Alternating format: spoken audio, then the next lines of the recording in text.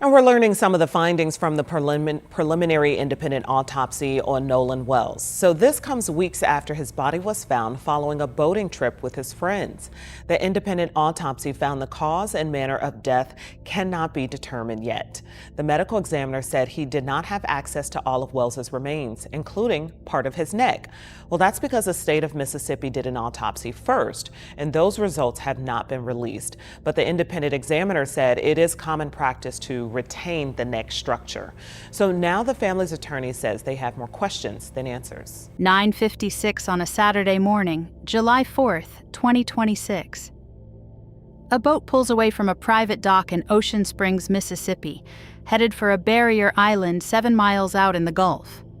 A group of friends is aboard. One of them is 18, a wide receiver about to start his first college season, the kind of kid his coaches describe as happy-go-lucky. By 3 that afternoon, he tells his friends he'll stay a little longer and catch a ride back with someone else. He never leaves the island alive. What happened in the week since has become one of the most closely watched cases in the country this summer.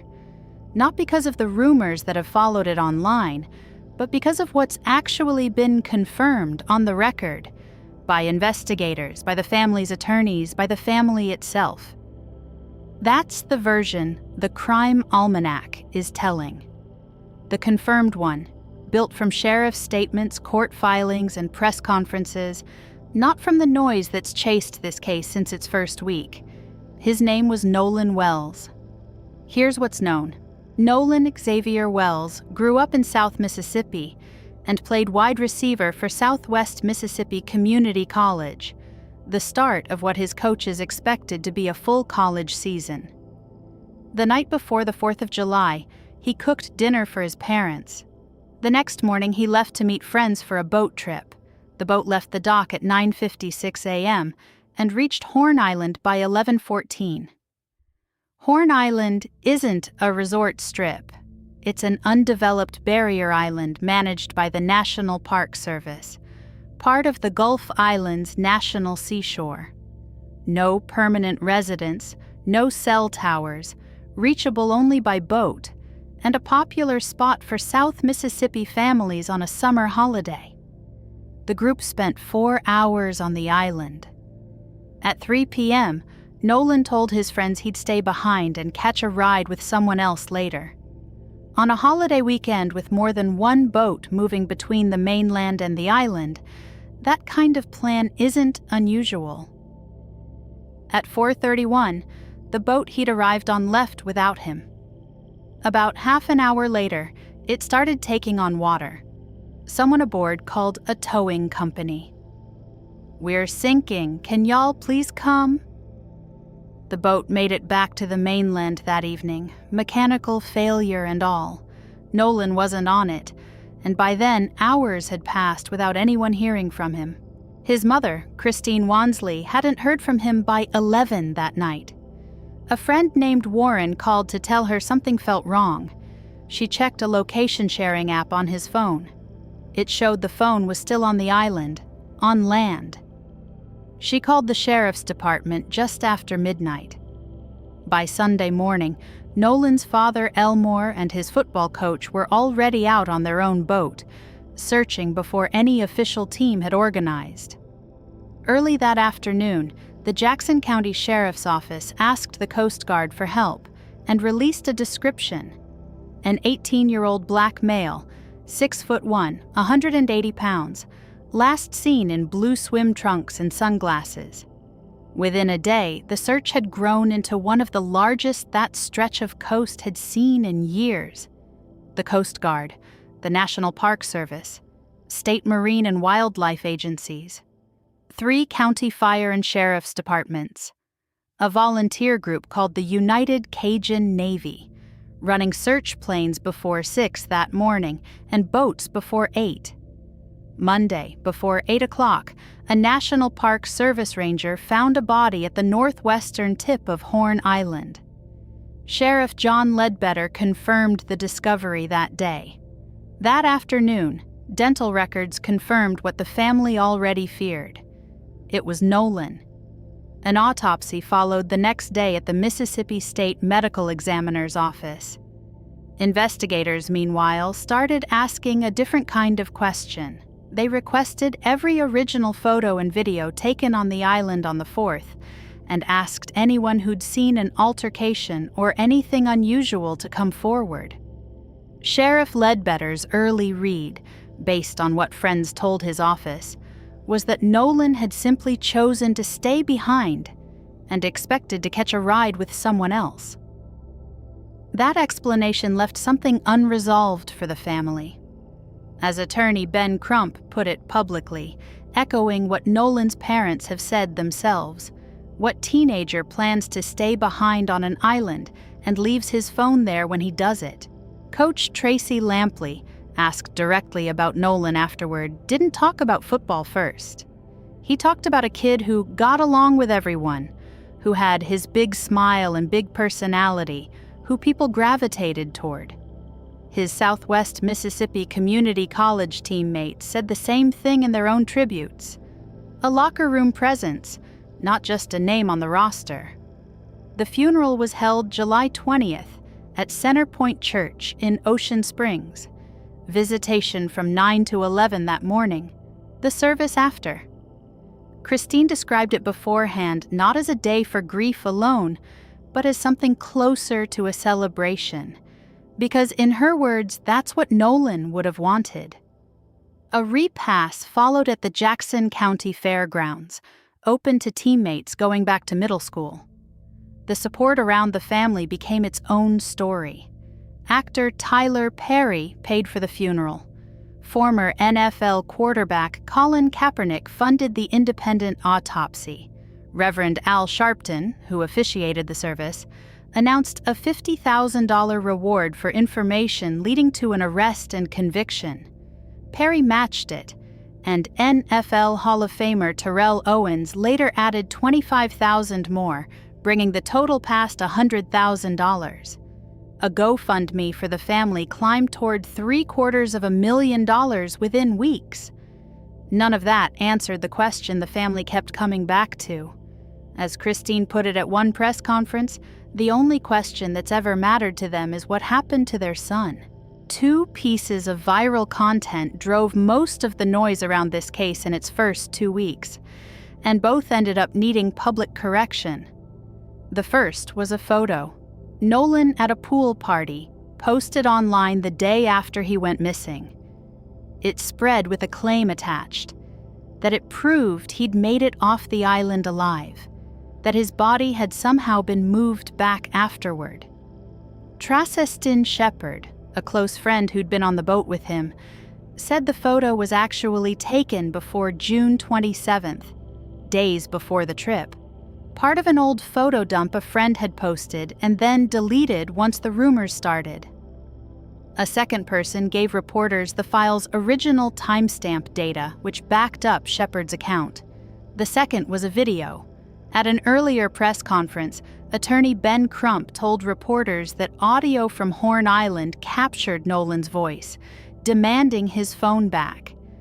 Days later, Shepard came forward again, this time to say the voice on that clip was his, not Nolan's, caught in an unrelated argument with his girlfriend that turned into a shoving match with someone else on the beach. Multiple witnesses backed up Shepard's account to investigators. Crump's team has since said publicly they'll be more careful to frame disputed audio as what a specific witness told them, rather than as settled fact. Crump has also had to address his own team's role in spreading unverified material. Asked about it directly, he said the family reposts tips and images specifically to get more witnesses talking, not to vouch for their accuracy, and that they try to always label a repost as a repost. Investigators, for their part, have asked the public to send in original, unedited photos and videos rather than share what's already circulating. On the disputed audio specifically, Crump's team says forensic audio analysts are still reviewing the clip, and that some witnesses maintain it was Nolan's voice while others back Shepard's account. Rather than settle it themselves, The attorneys have said they're trying to balance conflicting witness statements instead of picking one version to run with. The confusion didn't stay online. Nolan's mother has said she's seen AI-generated videos made to attack her while she grieves. The stepmother of one of the friends who was on the boat posted her own statement trying to knock down the rumors and says she received death threats for it. None of it has answered the only question that matters: what actually happened on that island after 3 o'clock? At a press conference 2 weeks in, one question kept coming back. Does race have anything to do with how this case has been handled? Of the friends on the boat, Nolan was the only black teenager. One of them has been reported to be the stepson of a local judge. Attorney Ben Crump has said plainly that he believes the investigation would look different if the roles were reversed. Christine Wansley has spoken about raising a black son in Mississippi and teaching him, like she and his father always did, how to carry himself in certain spaces. Officials have pushed back on the idea that race is driving the case. Mississippi Department of Public Safety Commissioner Sean Tyndall said he has no reason to believe race played a role, comparing it to his own children's racially mixed friend groups. Nolan's football coach, asked directly if there was racial tension at the school, said no. These were kids who'd grown up and played sports together for years. Governor Tate Reeves told reporters he hadn't seen a fact or a piece of evidence that suggests any foul play, and said he trusted Sheriff Ledbetter's office, the district attorney, and the Department of Public Safety to follow the evidence wherever it leads. The Mississippi State Conference, NAACP, has publicly called for the case to be handled with urgency and absolute transparency. Reverend John Whitfield, a Gulfport pastor and family friend, put it more bluntly at a rally. Justice, he said, can't thrive in the shadows. And when an 18-year-old dies under troubling circumstances, transparency isn't something to be granted as a favor. It's an obligation. National NAACP President Derek Johnson went further, accusing investigators of mishandling parts of the case. None of that is a finding. It's advocacy, on the record, from people who've said so publicly, and it sits alongside the state's own officials saying they see it differently. What isn't in dispute is how the family learned what little they've learned. Under Mississippi's crime victims law, families are entitled to certain case information within about 3 days. According to the family's attorney, that deadline came and went with no report and no call. Christine ended up texting a sheriff's department contact herself, just asking for an update. At a mid-July meeting with Jackson County District Attorney Angel Myers McElrath, the DA's office acknowledged the communication gap was on them and agreed to set up a direct line going forward. Out of that same meeting came 2 concrete developments. The sheriff's investigation will be turned over to a grand jury once it's complete, standard Mississippi procedure for an unattended death. And Nolan's cell phone will go through what both sides called a mutual inspection. Investigators for the family and for law enforcement examining it together. More than 2 weeks after Nolan's body was found, the central question is still open. How did he die? The family's independent autopsy, performed by Dr. Roger Mitchell, came back undetermined for both cause and manner of death. Mitchell found red discoloration on the back of Nolan's head, but 6 days had passed between death and examination, and decomposition was too advanced for firm conclusions. Crump said the findings couldn't rule out that something other than an accident contributed to Nolan's death. The state's own autopsy, conducted earlier by the Mississippi State Medical Examiner's Office, still hasn't been made public. That office has defended its standard procedures and ask the public to hold off on speculation until the investigation is complete. No suspect has been named. Law enforcement has said no criminality has been established, but the investigation is continuing, with the FBI assisting because of Horn Island's status as federal land and the interstate reach of some of the threats made during the case. By mid-July, investigators said they'd interviewed more than 60 witnesses, including the 3 friends who were on the boat with Nolan that afternoon. Crump's team has said calls are still coming in daily from people who say they were on Horn Island that day, or know someone who was, and that they're working to get sheriff's investigators and their own independent team on the same page about who's been heard from and who hasn't. Commissioner Tyndall has repeated one message throughout. The public should stop trading rumors and let the evidence, not social media, decide what happened. It's a message investigators and the family's own attorneys have both echoed, even as they disagree about how the case has been run. What happens next comes down to 2 things: what the state's official autopsy finds, and what the sheriff's office ultimately hands to that grand jury. Until then, Nolan Wells' parents are left holding the same question they had the morning they learned he was gone.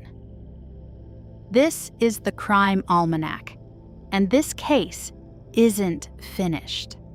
If it stayed with you the way it stayed with a lot of people this summer, subscribing helps more of these get made the same way. Checked, sourced, and told straight, not chased for clicks. Share it with someone who's only seen the clipped rumor version of this story online. And if you've got thoughts on the question still sitting at the center of it, what actually happened on Horn Island after 3 o'clock, leave them in the comments. We read them.